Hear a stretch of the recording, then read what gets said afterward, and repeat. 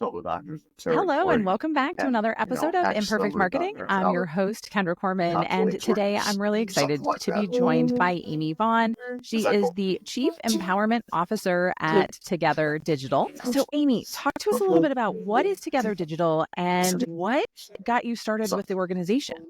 Yeah, no, happy to share. It's in a lot of ways, I feel like it's just this really amazing, beautiful, unique anomaly in the world of digital marketing and advertising that helps women who are ambitious, smart, and generous come together and learn from each other, grow from each other, and connect in really meaningful ways. I pause to ever use the word networking group because it's so much more than that.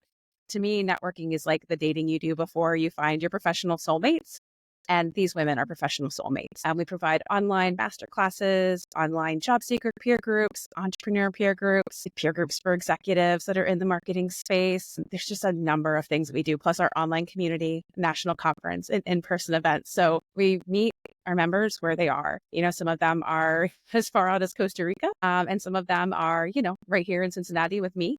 And the fun fact, I was actually a member before I ended up owning the company. So I'm not the founder. I'm one of the founding members, but I helped start the Cincinnati chapter back in 2016 when I was just feeling really burned out. I'd had a daughter who was 3.5. My son was on the way. It was 2016 and everything just felt upside down. I just had been trying to create a women in leadership organization or group within my agency. And, it was a great effort, but it was weird because I'm like, why am I a person who's marginalized within the organization that likely paid less than my male counterparts and being asked to work extra and for free to basically solve a problem that isn't mine and that I didn't create. Not that it's not mine, but that I didn't create. But I did enjoy it. And so when the founder of Together Digital found me on LinkedIn and asked if I would be interested in helping start a chapter, there was just something about this idea of getting outside the four walls of my own cubicle and office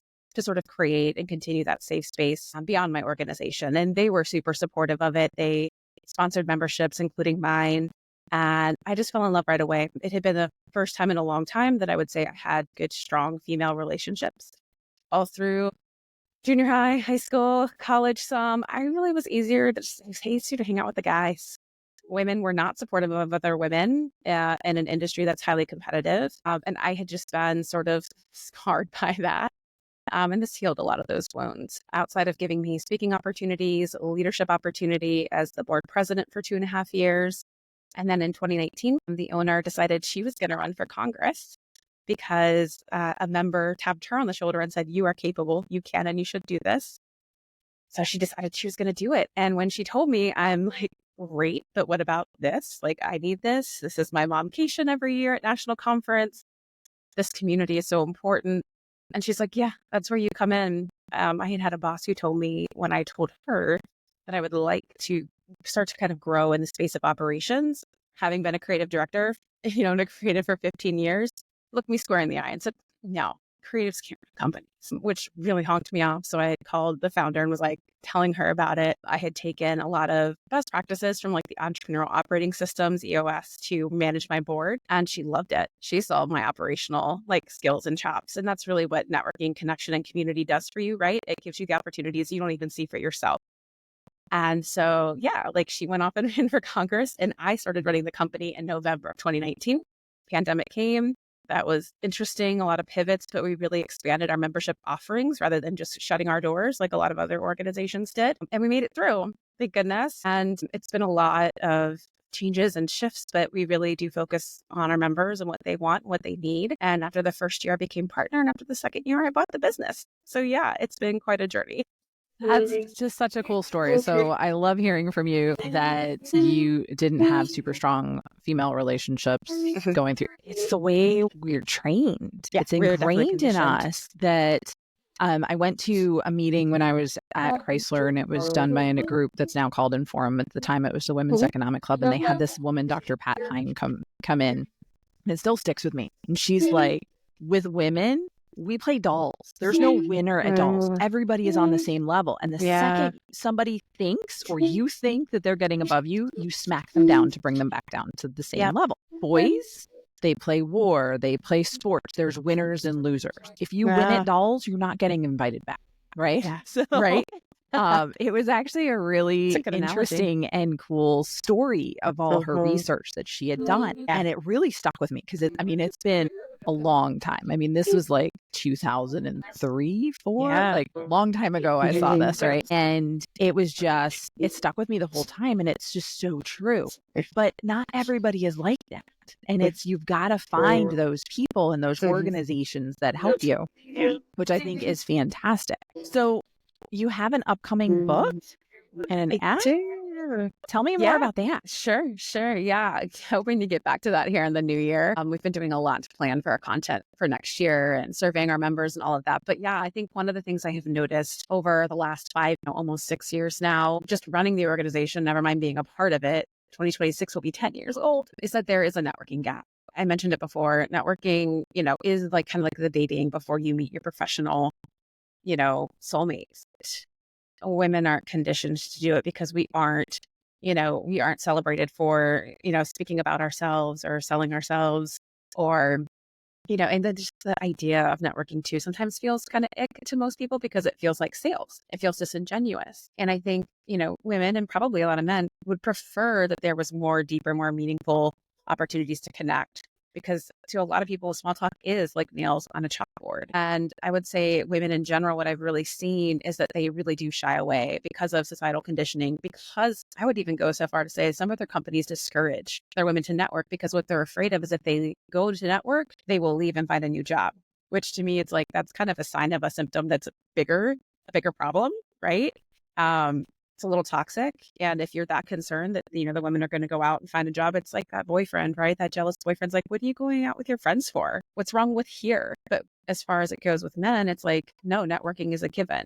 They go out and, they'll spend, a couple $100s out on the golf course on Saturdays, golfing for the entire day. And, that's another aspect of it too, is that majority of women still do in atypical households, heterosexual households will do the majority of the childcare and the house care, which also prevents them from actually going out and doing those networking activities. And so, yeah, there's definitely a gap. And I don't know that all women understand and realize like the power of connection and community and how far it can actually get you in the way of a catalyst.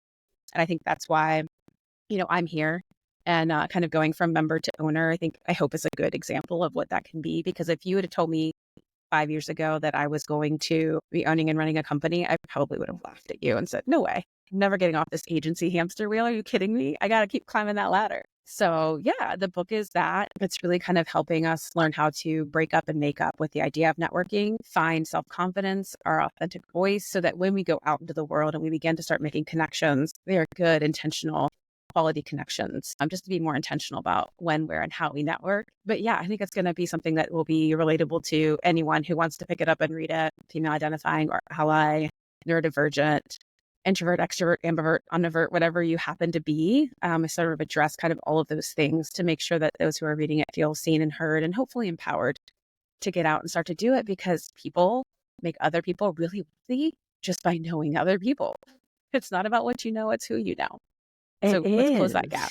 I still remember when I was in college, I was applying for jobs and stuff like that. And I was not going to get a job with my dad's help. I was going to do it on my own. It's like, nobody does anything on their own. Oh, like it was interesting. It's very hard. A couple of years later, I'm like, yeah, no, that's not really the way this works.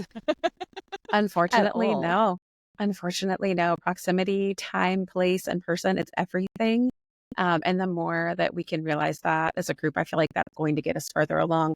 In part of my research for the book, I was reading about from Harvard Business Review. They were trying to research, just women climbing the ladder and why we aren't able to climb as fast or in the same way. And oftentimes they talked about the fact that, when we're the ones speaking up in the room or leading a presentation, we actually get seen as dominating, aggressive, all these things that some of us have probably been told in reviews at jobs. But then the double standard is that when it's a man doing it, different perspective altogether from those who are sitting in evaluation. So what they found is that it's not even about time with leaders. So it's not visible leadership. It's not time visibility with the leadership, because women are 40% less likely than men to form a strong bond with their executive leaders or women. Where it's at, they say, is third-party validation. It's when we speak up, people who are champions, be it allies, whomever, speak our name in the rooms that we're not in. those are the times we get the opportunity. That's what shortcuts it for us is who we know and who speaks up for us and says, Kendra, she's the person you need to talk to. That gets you. And I've seen this time and time again too, with like sponsors for the organization, big companies that I would otherwise have such a hard time getting through to. All it takes is one good introduction. And all of a sudden I've got a call within 24 hours, because it's like they're trusted. So yeah, third party validation is huge. I knew I made it when I wasn't in a room. There was a networking event and I got a call from someone that was at that networking event. Mm-hmm. 4 of the 5 people that had suggestions for a marketing strategist suggested me. Yep, absolutely. Like, that's amazing. That's just, I was like, oh my gosh, I made it. It I was all excited.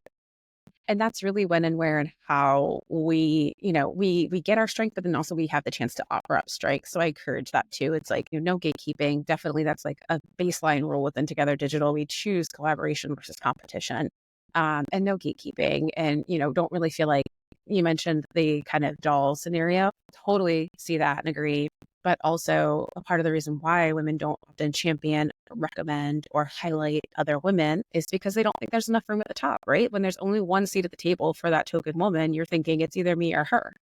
And we just have to really shed that mindset if we're ever going to move forward with it. So yeah, the book's there to help do that. The app that we're working on is there to help do that. Really want to revolutionize the ways in which we start networking because it feels to so many women when I talk to them, it feels ick. And it's like, okay, how do we get rid of the ick and make it more fun, more engaging, and also less time consuming?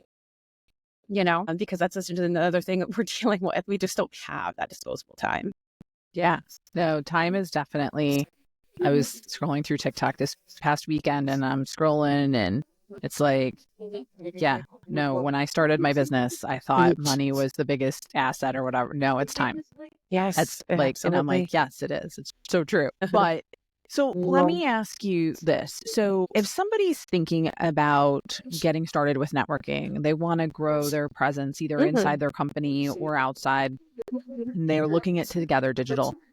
How does Together Digital help them do this networking, this relationship building so that they're building these true relationships? Absolutely. I think a lot of it lives and exists within our culture and how we show up. A lot of our standard practices. So, we really try to encourage transformative versus transactional relationships. And we do that in a form of what we call our ask and give exchange. So anytime we have an in-person event or even a virtual event, we even have an entire Slack channel dedicated to it. We want to encourage women to ask for what they need without any sense of guilt or shame and to give without any judgment.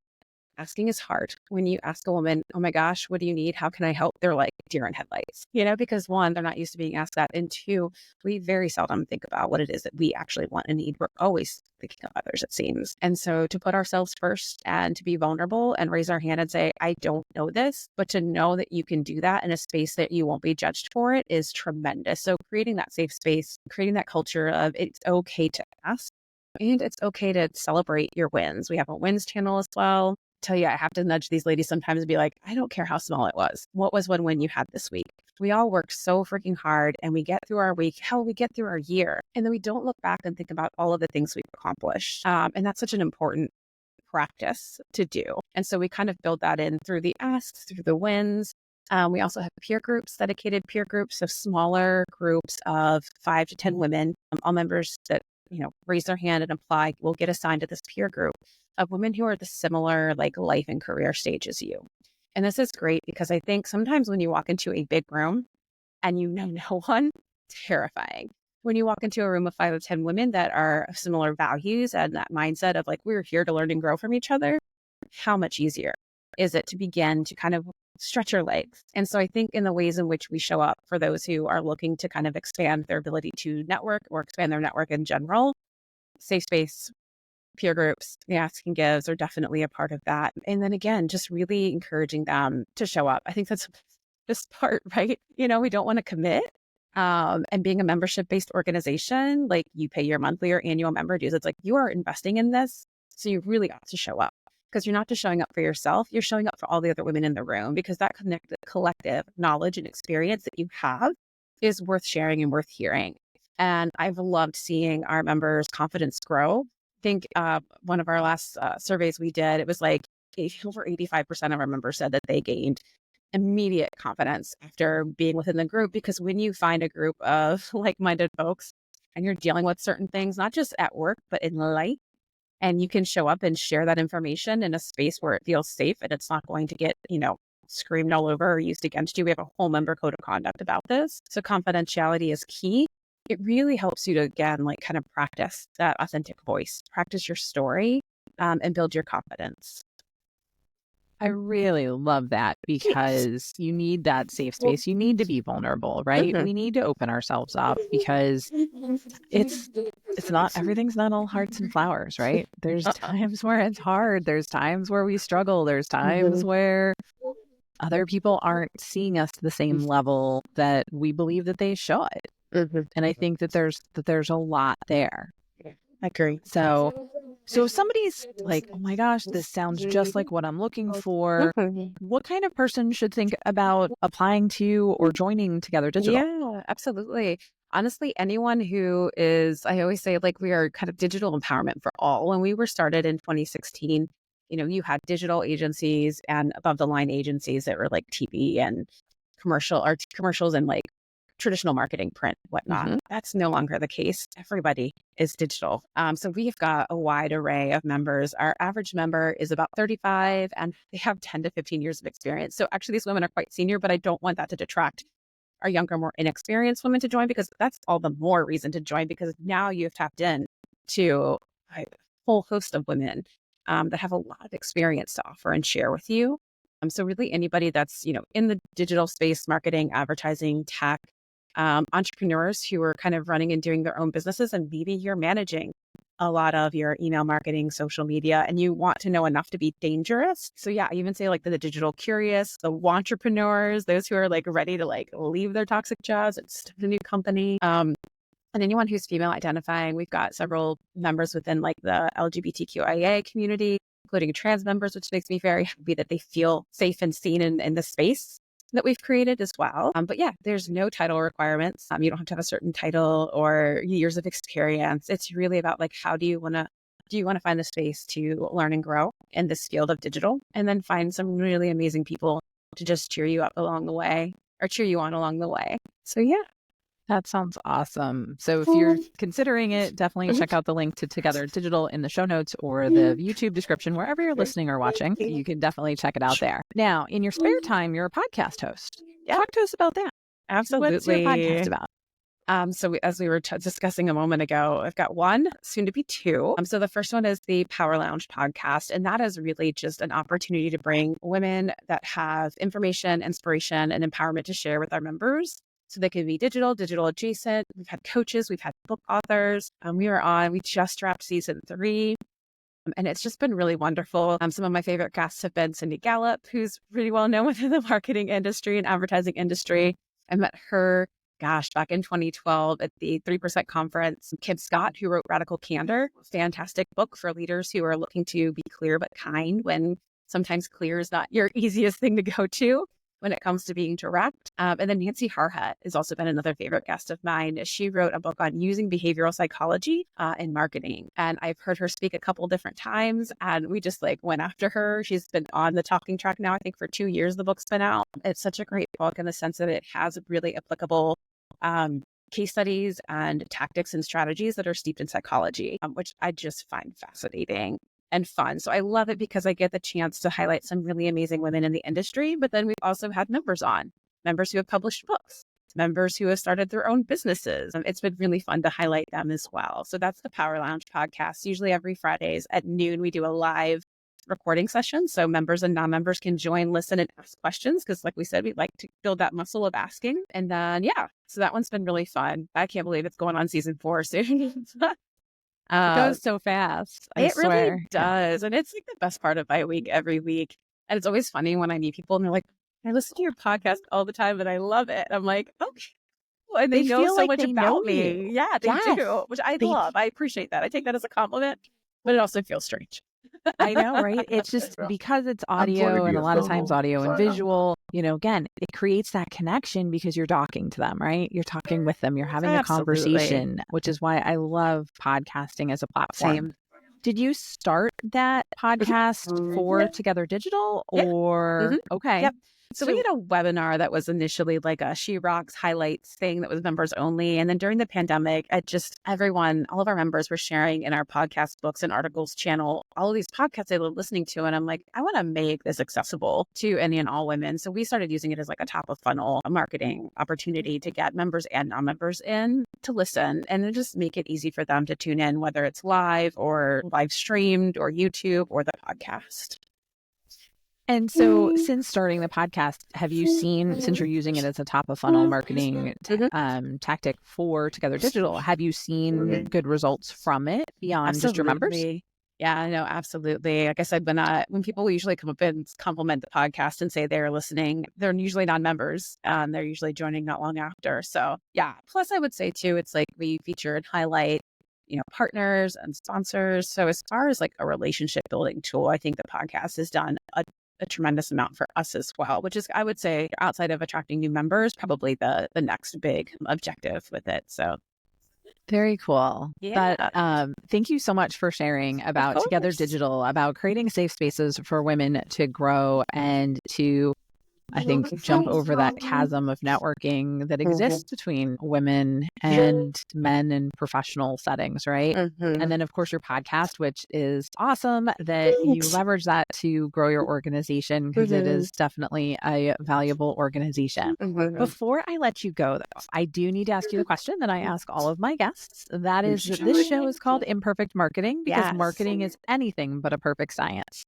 What has been your biggest marketing lesson learned? Yeah, and this is a fantastic question. And obviously that could take up like a whole nother half an hour naming all of them. So I would summarize and say that the biggest one, and this realization came to me once I left being in service of clients and agencies and started working for running my own company, is that really for the longest time, and I still think this is true, that marketers as a whole and companies as a whole, we tend to make our marketing about ourselves. It's about like the shiny objects. It's about the awards. Sometimes it's about making the client happy. It's about making the internal agency team happy. We're never really like honing in hard on the customer, the people that we're actually trying to serve. We have so many things to say. And we would probably say things a lot differently or say a lot less if we truly put the customer and the customer needs first. And I do think that that's something that, whenever I do kind of pick up like a consultancy or a client or something like that, is one thing I'm constantly asking is what do your clients want? What do they need? How are we showing up for them? How is this product or service really something that they're going to gravitate to? How does it solve a problem? What need does it meet? Because really at the end of the day, given like just the number of choices that we have, think about it, any shelf. I've worked on brands from like Pantene to Pringles, and both of those shelves, chips and hair care, massive entire aisles just for those two products. Crowded. Right? We have a number of choices. And I think, as companies, as brands, as marketers, we can just be so much more intentional about really listening to our audience for the opportunity of the upsell, for the opportunity of like expanding and innovating on our products and services. And, while we're not like growing like gangbusters here at Together Digital, our growth plan is intentional. It's about having the quality versus quantity members because we want to protect that beautiful safe space we've created.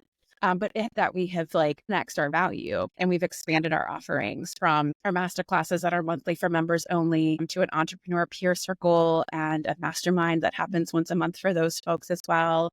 It's really changed the way we do business. We used to just very much be like an in-person, chapter by chapter, a local in-person event organization. And now we're just this beautiful omnipresent, space where women can just kind of, it's like your bat phone. Whenever you need it, you just jump on our Slack and you say what you need. We even have a social yelling channel where you can just scream in all caps when you need it. And just being able to kind of be there for that many more people in that way while still doing our in-person events and still having that initial like beautiful in-person connections that we had. It's also really cool to see these women forming bonds, winning work together, starting businesses together while in completely different states or company or countries, and then coming together at things like our national conference to find that bond. And really that's where like the networking gap book idea came from, was really looking at and listening to our members and the future app. Because again, I'm looking to solve a problem. I'm not going to be in love with my product. I think that's where we fall down a lot, is we are just so in love with our product. We forget about the people that we're there to serve. So I'd say that's probably my biggest in summary. I love that one. That is definitely a very valuable lesson learned along the way. And I think everybody should take it to heart because it doesn't matter if your customer is a real customer, business to business, business to consumer, or internal customers, right? Your bosses, your subordinates, whatever it happens to be, thinking about them first and communicating it that way helps you too, right? So Absolutely. think about it for all of your different customers, internal and external. But again, I think that there's a lot of value and a lot of lessons learned. We always have so much to say and so much to communicate. You got to narrow it down to what they really care about. And I think that that's really important. Thank you so much for your time today. I really appreciate it. Same. Thank you all for tuning in and watching or listening wherever you're getting your podcasts. And until next time, have a great rest of your day.